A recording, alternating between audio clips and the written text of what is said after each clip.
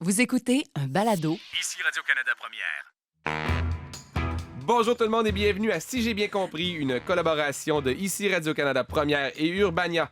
Cette semaine, Charles-Alexandre nous parle de cette demande d'un nouveau pont à Québec qui fait la manchette régulièrement à Québec, moins ailleurs dans la province, mais on va essayer de comprendre. Eugénie Lépine-Blondeau nous parle du président américain et de sa relation avec une actrice pornographique parce que oui, en 2018, c'est le genre de choses qui arrive et qui nous surprend pas. Bienvenue à Si j'ai bien compris.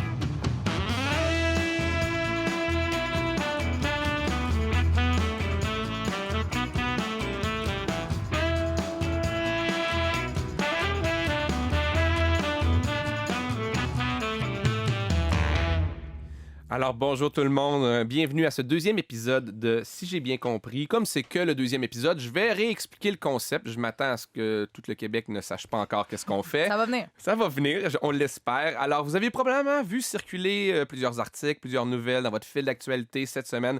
Vous avez peut-être pas cliqué ou pris le temps de les lire. Eh bien, on le fait à votre place. C'est aussi simple que ça. On a cliqué et on a lu et on va vous en faire le résumé. Alors, j'ai avec moi deux personnes qui sont curieuses, qui sont pas des experts, je dois le spécifier. Non. Ça dépend de quoi. Ouais, mais pas de ça. Oui, c'est ça, mais Mais pas pas de de ces sujets. pornographie de Donald Trump. Dans mon Exactement. cas. Et là, peut-être qu'il y a des gens qui se demandent pourquoi avoir choisi des gens qui sont curieux mais qui ne sont pas experts. Ben, c'est parce qu'on voulait un regard plus frais, plus nouveau, un peu qui pourrait ressembler au regard, aux réflexions qu'une personne, le commun des mortels, là, ceux qui n'ont pas accès à un micro. Un regard innocent, je dirais. Exactement, un regard innocent. Dans mon cas. Oui, c'est Néophyte. efficace. Vous le réussissez très bien. Merci. Alors, je vous présente Charles-Alexandre Théoret. 3 mots pour vous décrire, peut-être? Comment je dis, Lucie a dit ça l'autre fois, commentateur de droite, homme blanc dans la quarantaine. Ah ouais? C'est vrai? Ah, mais c'est avec... Non, mais c'était il y a une- avec un grand sourire, c'était des blagues. Oh, ben parfait. On va avoir une diversité Je lui d'opinions ai ici. dit tantôt, je l'ai croisé, puis elle me dit de quoi tu parles aujourd'hui, puis là, je lui ai dit les ponts, le troisième lien à Québec. Elle a dit ah, ben oui, c'est vrai, ça tombe vraiment dans ta talle. Ça fit avec l'homme blanc hétéro en voiture. Voilà. Alors, Vroom, Eugénie, vroom. 3 mots. Eugénie Lépine-Blondeau, Bonjour. 3 mots pour vous décrire. Ah mon Dieu, j'avais vraiment pas pensé à ça. Je dirais ironique, mais pas tout le temps. Ou Ah. pas vraiment. Ah, c'est bon. C'est comme une intéressant. façon de passer des messages, des fois. Ben, c'est une façon de pas savoir si vous l'êtes ou pas. Exact. Non, Je Je pense ironique. qu'elle va être pince sans rire. Oui. Et Louis T au micro ici. Louis T, je sais pas si ça paraît dans ma voix, mais solidement enrhumé. Un gros rhume de trentenaire, ce que Eugénie ne peut pas comprendre. Parce Non. que Eugénie est dans la vingtaine. Juste pour t'avertir, éventuellement, quand tu arrives à 30 ans, tu attrapes des maladies qui font que tu t'en remettras jamais. Tu perds des capacités, tu perds des cognitions. Je sais que même lorsque ce rhume-là va être guéri, je serai plus jamais comme avant. Je serai plus jamais aussi Est-ce qu'on bon est qu'avant. toujours, si j'ai bien compris, ou on est chez Non, Marina? là, on a la chronique Papa a raison. Là. Oui, Mais on surtout se que- Écoute, cherche. papa. Mais justement, commençons avec ces sujets-là. Commençons par Eugénie. Commençons par aller écouter un extrait de cette actrice Stormy Daniels, de son nom, interviewée chez Jimmy Kimmel le 30 janvier 2018. Do you have a non-disclosure agreement? Do I? You can't say whether you have a non-disclosure agreement, but if you didn't have a non-disclosure agreement, you most certainly could say, I don't have a non-disclosure agreement. Yes? You're so smart, Jimmy. Thank you very much. Okay. So, Alors, c'est le comédien et animateur Jimmy Kimmel qui lui demandait si elle avait une entente de confidentialité. Elle pouvait pas répondre ni oui ni non parce que ça confirmerait si elle en a une ou elle n'en a pas. Et ça fait d'ailleurs partie intégrante de cette histoire-là, cette entente-là. Mais avant d'avoir l'histoire, allons écouter ce que les gens dans le public, dans la rue, ont compris de tout ça. Écoutons. J'ai pas du tout suivi, puis je pense qu'avant de s'exprimer là-dessus, il faudrait en savoir un peu plus et fouiller plus que de la surface. Là. Moi, j'ai juste hâte qu'il change de président pour qu'on arrête d'en entendre parler, honnêtement. Là. Je suis vraiment anti-Trump, donc je m'en fous de ce qu'il dit, excusez du terme. Quand j'entends parler de lui, je zappe, c'est tout. Oui, j'ai entendu parler de cette histoire-là et je pense que c'est pas la première et c'est même pas la dernière. Non? Je suis même pas scandalisé plus de ça. Est-ce qu'il y a des faits qui vérifient qu'il a donné l'argent à cette star? C'est quoi son nom, le star porno? Alors, Les gens c'était- font semblant de pas savoir c'est qui. Ouais, non, je là. la connais pas. Mais c'est un Vox Pop fait sur le plateau Mont-Royal, alors ça explique le sentiment anti-Trump. Mais peux-tu nous expliquer justement, allons-y là, Ouais. globalement, qu'est-ce qui s'est passé? Pourquoi ça fait à la manchette aujourd'hui? Un petit récapitulatif de Ouais. qu'est-ce qui s'est passé. Puis là, je veux bien que vous me suiviez, Louis, parce que il y a bien des affaires, comme on a entendu dans l'extrait de Jimmy Kimmel, qu'on sait ou qu'on sait pas, puis qu'on peut pas dire qu'on sait ou qu'on sait pas. Mais la chose que je voulais dire avant, c'est que je suis vraiment contente d'avoir fait ce sujet-là parce que cette histoire m'a permis de comprendre que ma Saint-Valentin était pas si pire finalement Ah. comparée à celle que Melania Trump a dû vivre Hi. avec toute cette histoire Oui. cette semaine. Alors, on part. C'est qui Stormy Daniels? Bon, c'est en fait une actrice et réalisatrice porno américaine de 38 ans, de son vrai nom Stephanie Clifford. Elle est bien connue dans le milieu, il paraît. Moi, je vous jure que pour vrai, je savais pas c'était qui avant. Je vous jure, je fais pas de blague non plus. Moi non plus, je savais pas c'était qui. Non, Je non, connaissais moi non plus. pas. Oh! non, je sais Non, pas. mais il paraît qu'elle est super connue. Elle a gagné même de nombreux prix, le AVN Awards, les récompenses de l'industrie du porno. Ce n'est pas une prostituée, et je tiens à le dire parce que j'ai entendu cette semaine dans les radiojournaux, dans les téléjournaux, des gens qui confondaient, des gens sérieux qui confondaient parfois un peu les deux, et c'est quand même important dans l'histoire. Elle a fait jaser beaucoup ces temps-ci parce qu'elle aurait eu des relations sexuelles avec Donald Trump en 2006, donc il y a 12 ans, peu de temps Dans après. le temps qu'il était beau et jeune et dans le Exactement, vent. alors qu'il était, bon, pas encore président des États-Unis, mais bien un simple homme d'affaires. Et l'histoire serait passée quelques mois après que Melania ait accouché de Barron, leur fils. Oh, donc le là, salaud. ben ouais, c'est vraiment pas cool. Alors, il y a Il devait être l'histoire... épuisé, c'est une erreur de jugement, sûrement. Oui, sans doute. Il y a l'histoire, il y a cette histoire-là, mais il y a l'histoire de l'histoire. Pourquoi est-ce qu'on en parle maintenant si ça s'est passé en 2006? Alors, début du mois de janvier, en janvier 2018, le Wall Street Journal rapporte que Stormy Daniels aurait été payée 130 000 US quelques semaines avant les élections de 2016, donc avant l'élection de Donald Trump, par un avocat personnel de Donald Trump, Michael Cohen, pour se taire, apparemment. Et là, Oui, tout de parce que suite, ça aurait pu nuire à son c'est image ça. publique. Exactement. Dans la mesure où on peut nuire à l'image publique de Donald de Donald Trump. là. Trump. Mais quelques semaines avant les élections.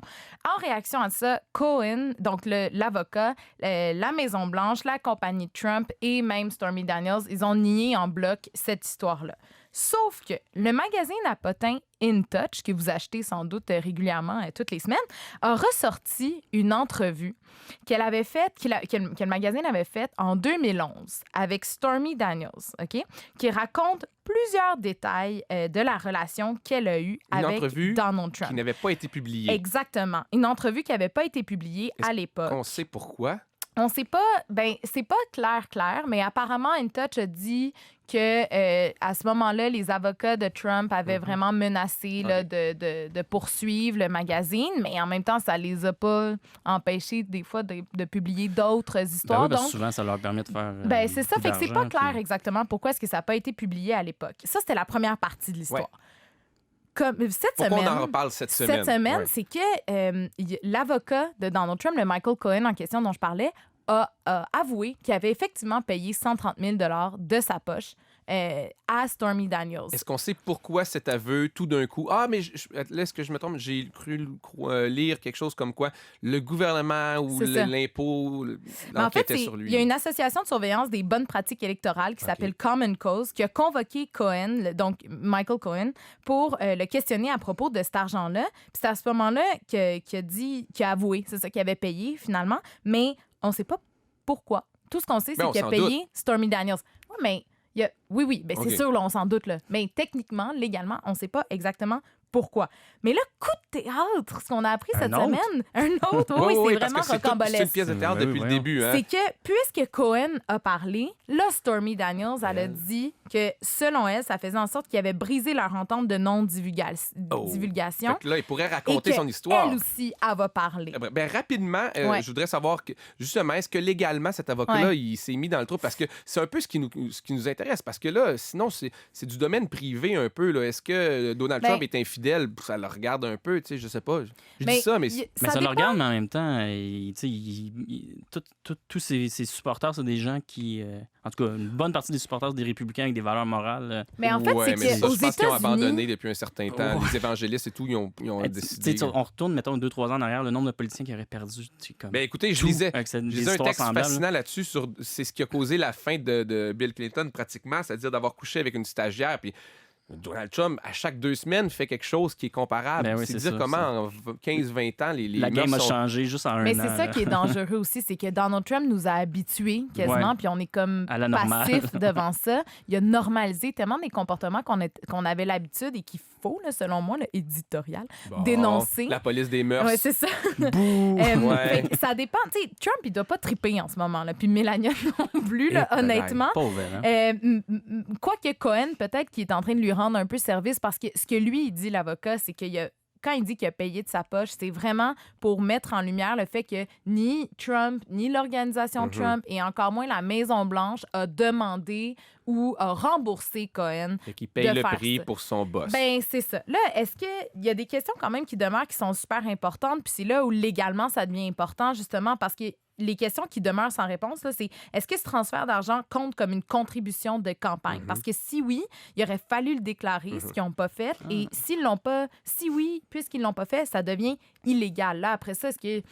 Une contribution électorale illégale. C'est ça. C'est ça. le fond. Parce Ouais, qu'en ok. fait, l'autre question à la base, c'est est-ce qu'il l'a payé pour influencer le vote? Parce que comme vous l'avez souligné, Louis, tu sais, c'est sûr que s'il l'a payé, c'est probablement parce qu'il voulait pas qu'il y a 2 semaines des élections, Ben oui, dans que ça un sorte. contexte où en plus il y C'est avait si l'argent- grab them by the pussy. Ouais, là, ouais, ça tu sais. venait tout juste de Puis sortir. tout ça, tu sais, c'était fragile. Fait que là. si c'est l'argent de sa campagne, ça serait peut-être C'est illégal. ça, Si c'est son argent exactement. personnel à lui, est-ce que là, c'est des termes juridiques, là, je m'attends pas à ce que tu saches nécessairement Ouais. tout ça. Puis en plus, s'il l'a fait une fois pour Stormy Daniels, il l'a peut-être fait pour d'autres affaires aussi. Tu sais, Il y c'est a tout peut-être ça beaucoup de qu'on gens pose qui ont comme question. 130 000 à dépenser. Peut-être. Mais depuis d'ailleurs, un an. 130 000, il me semble que c'est cheap en maudit. là, Ouais, pour mais des ça, gens. Moi, personnellement, je trouve au contraire que c'est beaucoup d'argent parce que tu n'aurais pas besoin de me donner d'argent pour que je dise pas que j'ai Ouais. couché avec Donald Trump. Honnêtement, comprends si je ça. l'avais fait, je serais pas très fier. Puis quand l'avocat serait venu me voir en me disant tiens, 130 000 pour que t'en parles pas, je fais comme je comptais pas en parler. Ouais. Ouais, mais tant qu'elle est là puis à le faire chanter, vas-y pour la cagnotte. Je pense pas C'est qu'elle vrai. le fait chanter, Non. hein, je sais pas. Je sais pas quoi comprendre de ça, sinon qu'effectivement, psychologiquement, il se passe quelque chose aux États-Unis chez ces électeurs qui ont décidé de mettre certaines valeurs qu'ils ont mis de l'avant depuis longtemps, puis ils ont mis de côté, puis ont fait comme c'est plus ça finalement ce Mais qui nous c'est ça représente. qui est dommage, puis c'est pour ça, je pense qu'il faut surveiller cette histoire-là, parce que faut pas normaliser ces Je comportements. suis déjà sur son site internet, je la surveille. Ah, Merci. Stormy. Ça me fait penser, avant d'entrer en nom, on se demandait d'où venait son nom. Ça me Ouais. fait penser à, je sais pas, c'est un jeu que j'ai vu sur Facebook, comment trouver son nom de porn star. C'est Ouais. c'est le nom de ton premier animal de compagnie avec le nom de la rue sur laquelle tu as grandi. Fait que Ah c'est ouais? peut-être ça, c'est peut-être son... Eva Lake, c'est plate. Eva Lake, mais c'est pas pire. Moi, c'est Sophie Fréchette. Fait que C'est quoi les noms? Ben, dis-moi. le nom de ton premier animal de compagnie et puis le nom de la rue sur laquelle tu as grandi. Oh, moi, ça sonne bien. C'est quoi? C'est Bart Parks. Bart Parks. Ça Bart fait... Parks. ouais, il y a quelque chose, hein? Ouais, ça, Oh, ça merde. marche vraiment trop bien. Merci, Eugénie, merci. De rien. Alors, deuxième sujet aujourd'hui. On va parler de Québec. On va parler du trafic à Québec. On va parler de ce nouveau pont exigé par beaucoup de gens. Et c'est important parce que, justement, vous disiez en préambule de l'émission que c'est devenu politique. C'est pas juste une demande de certains citoyens. Il y a des politiciens qui ont commencé à en faire la promesse. Alors, on peut d'ailleurs aller écouter un extrait de François Legault en conférence de presse le 13 février 2018. C'est ce que j'ai dit à Régis Labombe quand j'ai lunché avec lui. C'est que lui, il regarde ça avec ses lunettes là, de gouvernement libéral au pouvoir. Puis lui, il se dit, avec la bureaucratie libérale, jamais en 4 ans, on est capable de commencer à construire un 3e lien. On pense qu'on est capable, on est convaincu qu'on est capable de faire toute la paperasse, les approbations, les appels d'offres, les consultations, disons en 3 ans, maximum 3 ans et demi, puis de commencer à construire. Bon, alors disons 3 ans et demi, 3 ans, 4, 5, on verra, disons. Alors, est-ce que les gens y croient? Alors, retournons écouter un Vox Pop dans la rue chez l'auditeur, c'est pas l'automobiliste, c'est le piéton. Est-ce qu'il croit que c'est possible de faire un pont aussi rapidement? On est toujours sur le plateau, là? Je pense que oui. Je sais que c'est vraiment possible de construire un pont avec un tunnel pendant 1 an. Si on regarde dans les autres pays qui ont fait des ponts énormes ou des tunnels énormes, et ça prend pas 4 et 5 ans. Là. Du moment que ça arrange la population, pourquoi pas, du moment que c'est pas, si c'est bien fait. Tu sais combien de temps ça va prendre pour qu'ils fassent le pont au Québec? Je sais pas. 10 ans. Je sais pas. Ils n'ont même pas venu sur l'île de Montréal, puis s'ils pensent en faire un au Québec, boy. C'est le temps de l'élection. Hein. Maintenant, c'est toutes les promesses viennent avec toutes les partis qui vont chercher juste les votes. J'aime ça comme concept d'émission. Qu'est-ce que le plateau pense de l'actualité? On pourrait appeler ça comme ça. Oui. Alors, les gens semblent sceptiques, mais commençons par une mise en contexte. Moi-même, je sais pas quels sont les deux liens. Qu'est-ce qui se passe à Québec en ce moment? Mais on dit le troisième lien, donc on fait référence évidemment au pont qu'il y a à Québec, là, le premier, le pont de Québec, là, qui a été construit en 1917, le pont Pierre-Laporte, qui est là depuis 1970. Puis là, C'est 2 ponts parallèles. Pour les gens qui ne sont pas habitués, c'est 2 ponts, dont un qui est un peu moins utilisé probablement que l'autre, qui est le plus vieux. Le pont de Québec, oui, est vraiment beaucoup moins utilisé maintenant. Les voies sont plus petites. C'est vraiment un artefact du passé. Mais donc, c'est ça, on parle d'un troisième lien, mais en fait, on devrait dire un quatrième lien, parce qu'on oublie toujours le traversier entre Lévis et Québec. L'avez-vous déjà pris? Ben oui, c'est une super belle vue. C'est ça l'avantage des gens de Lévis. Ils ont vraiment la plus belle vue sur Québec. Puis... C'était pas le parti Rhinocéros à l'époque où il y avait un parti humoristique qui faisait des promesses électorales un peu loufoques, dont celle de mettre un gros miroir devant Lévis pour que les gens de Québec puissent avoir eux aussi une belle vue. Puis le coucher de soleil aussi, on l'oublie, ça. Donc, c'est ça. Donc, l'enjeu, et on en a parlé tantôt, le troisième lien, ça a été un enjeu de la dernière campagne municipale à Québec. Il y avait le parti le Québec 21. C'était pas mal ça leur cause. Là. C'était pas mal le seul enjeu. Puis là, c'est pas un sujet qui vient d'arriver comme ça. Là. C'est quelque chose dont on parle depuis très longtemps à Québec. En fait, depuis le milieu des années 60, le gouvernement Jean Lesage avait un plan. À cette époque-là, c'était pour construire un pont-tunnel entre Beauport, qui partait de Beauport, qui arrivait à l'île d'Orléans, puis après ça, c'est un tunnel qui partait jusqu'à Lévis. C'est un peu tombé dans l'oubli, mais c'est revenu d'actualité au début, en 2010 à peu près, quand on a annoncé que le pont... Le retour des Nordiques. Oui, aussi. Quand on a annoncé le centre Vidéotron, on s'est dit tout est possible. Ouais. En fait, quand on a annoncé que le pont de l'île d'Orléans devait être refait, là, les gens se sont dit, tant qu'à refaire un pont, pourquoi on ne fait pas le tunnel après qui irait jusque de l'autre côté? C'est sûr qu'on juge à distance. On est à Montréal présentement. On n'a pas l'avis des gens, des automobilistes de Québec, mais est-ce qu'il y a réellement un besoin pour ça ou c'est un peu exagéré comme demande? Ben moi, c'est ça. Je me suis intéressé un peu à voir c'était quoi l'ampleur du problème de circulation à Québec. Donc, évidemment, moi, je suis pas là tous les jours. J'ai appelé mon ami Carl. Bon, hey, Colin, on tombe dans un autre type de radio. J'ai appelé mon ami Carl. Puis il m'a dit, en fait, le trafic sur le pont Pierre-Laporte, c'est l'enfer, mon gars. L'heure de pointe peut durer les pires journées jusqu'à 2 heures par jour. Fait que là, je me suis dit, comme c'est mignon, ça, 2 heures. C'est l'heure de pointe. Ça veut pas dire que les gens sont 2 heures sur le pont. Vraiment pas. Ça n'aura pas 2 heures à traverser, mais mettons, de 7 à 9, c'est plus long de traverser le pont. Là, j'ironise, mais selon des études récentes, en fait, publiées en 2016 par le ministère des Transports, il n'y a pas vraiment de problème de circulation si important que ça à Québec. Il y a vraiment une surcharge au pont Pierre-Laporte puis à la traversée du pont de Québec. Mais entre 2011 et 2015, il n'y a rien qui a vraiment bougé. Statistique Canada dit que le temps de transport moyen pour se rendre au travail à Québec, c'est le plus bas au Canada dans les agglomérations comparables ou de taille supérieure. Donc, vraiment, c'est... Ça va faire fâcher des gens. Parce que je sais de quelle statistique vous parlez. J'en ai même fait, moi, allusion sur mon Twitter cette semaine. Je trouvais ça intéressant parce que c'est mon site préféré, Statistique Canada. Et les gens, ils croyaient juste pas. C'est fascinant. C'est quelque chose comme le temps moyen de distance pour le déplacement travail-maison à Québec est de 22 minutes. Le temps moyen à Montréal est de 30 minutes. Mais si on regarde dans les extrêmes, c'est quelque chose comme 25 à 35 % des gens à Montréal qui prennent près d'une heure pour se rendre au Ben oui, travail. c'est ça. Et c'est 10 % à Québec. Donc, on parle d'un pont de plusieurs milliards qui s'adresserait à une minorité à Québec. Là. Puis on parle de l'importance du transport en commun. À se déplacer à Québec, tu l'as dit, Louis, ça prenait à peu près 22 minutes en voiture par rapport à 35 minutes en transport en commun. Il y a encore un avantage à prendre la voiture. On se déplace très facilement. Pourquoi les gens veulent, facilement. est-ce que votre ami Carl était au courant de pourquoi les gens veulent tant aller habiter à Lévis? Moi qui connais pas, je ne juge pas, là, c'est juste que ça me paraît pas très pratique quand je regarde ma carte. Il y a un seul pont. Lévis est quand même assez loin de ce pont-là. C'est un gros détour pour se rendre à Québec. Pourquoi pas choisir, je sais pas, Loretteville, je regarde le Saint-Augustin, je regarde de l'autre côté plutôt, rester du côté de Québec. Ben, c'est l'argument. Lévis, Carl, il me disait qu'à Lévis, il y a vraiment des affaires cool, là, comme la Boulatec, qui est vraiment la disco de la Rive-Sud de Québec. C'est là, on raconte qu'Éric Lapointe aurait rencontré la fameuse Marie Stone. Ça, c'est pas des jokes. Oui? Mais pour vrai, à Lévis, l'argument contre le troisième lien, en fait, pour, mettons qu'on se met du côté du maire Labombe, c'est que ça va, ou mettons des environnementalistes et des urbanistes, c'est que ça réglera pas grand-chose comme problème. Ça, tout le monde s'entend pour dire ça. Le Journal de Québec avait publié une étude ils avaient consulté 12 urbanistes en Amérique du Nord, là, pas juste au Québec, à Montréal, puis aux États-Unis, pour leur demander est-ce que ça réglerait le problème.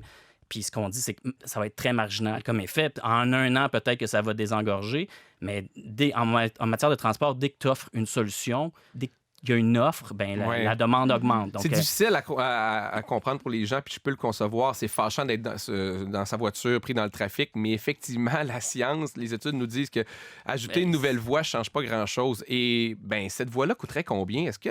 Parce que ça semble flou. Personne ne semble parler d'un montant exact en ce moment. Personne n'est au courant.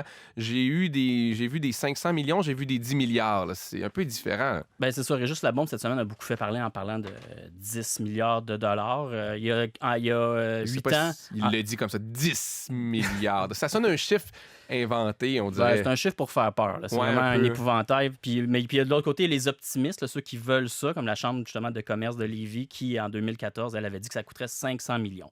Bon. L'étude la plus solide qu'on a été réalisée en 2016 par Bruno Mascotte, un prof de l'École polytechnique. Parce que là, on parle d'un pont ou d'un tunnel, c'est ça, c'est pas clair non plus qu'est-ce qu'on va faire.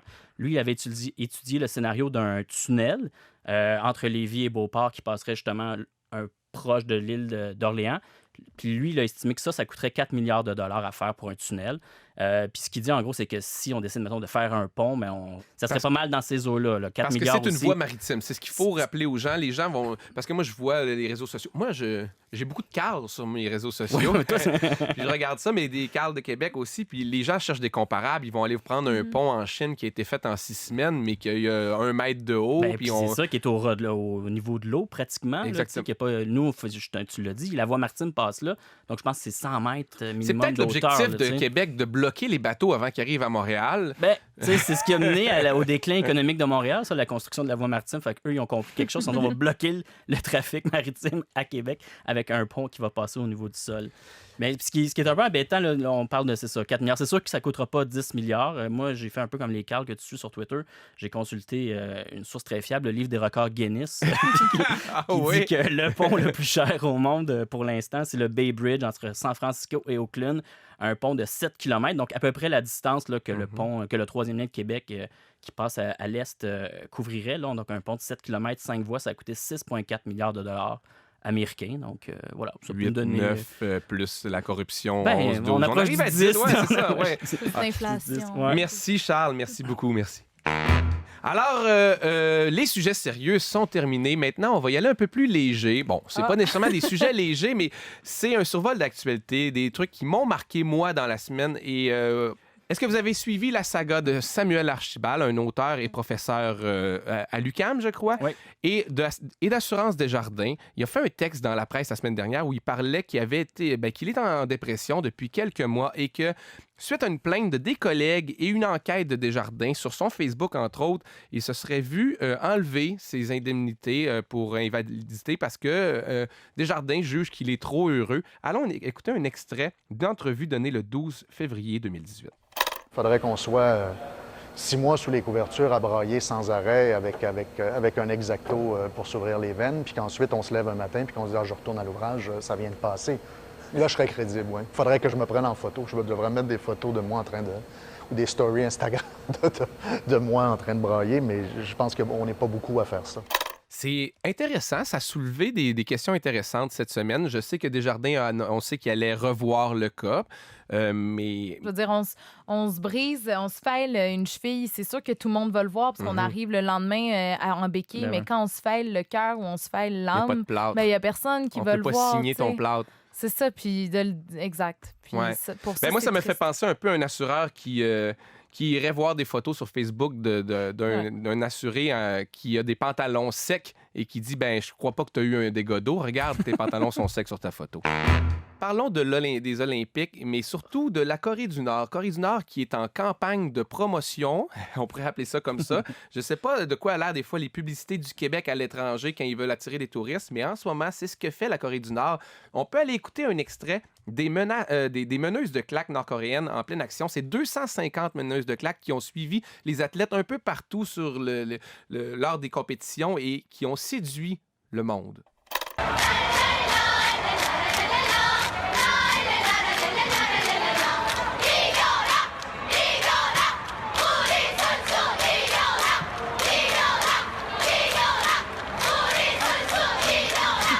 En tout cas, moi, je trouve que... Mon réveil matin... Moi, je trouve que ça sonne pas dictature. Ça sonne heureux. Mais ça n'a pas l'air d'une campagne de séduction non plus. On dirait ça qu'ils font...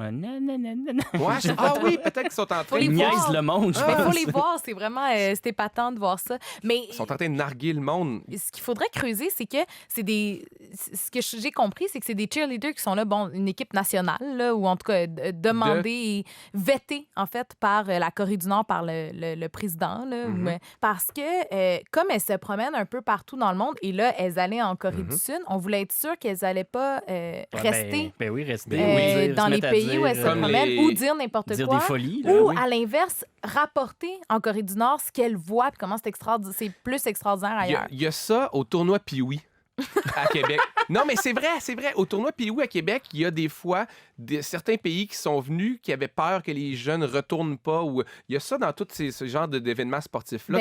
Oui, c'est ça. Dans les Jeux olympiques aussi, il y en a eu beaucoup pendant la guerre froide aussi. Tout ça, c'est des événements qu'on a vus. Les frères Stachny. Le troisième lien vers l'Est, on revient. Oui, le lien vers l'Est.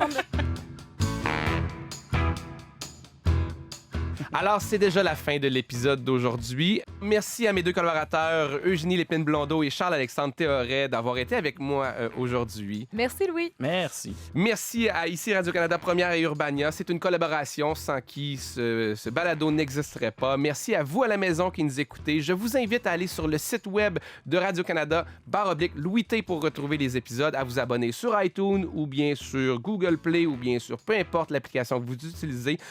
Ici Première, l'application native de Radio-Canada. Vous pouvez l'installer sur vos tablettes ou téléphones intelligents. Merveilleux. Et là, je sais que j'en perds certains en parlant de ça, mais si vous ne savez pas exactement comment aller consommer des balados, faites-vous l'expliquer par quelqu'un dans votre entourage. Trouvez quelqu'un de plus jeune que vous, plus cool que vous. Ça vaut la peine. C'est le futur. Merci à tout le monde et à la semaine prochaine. C'était Si j'ai bien compris.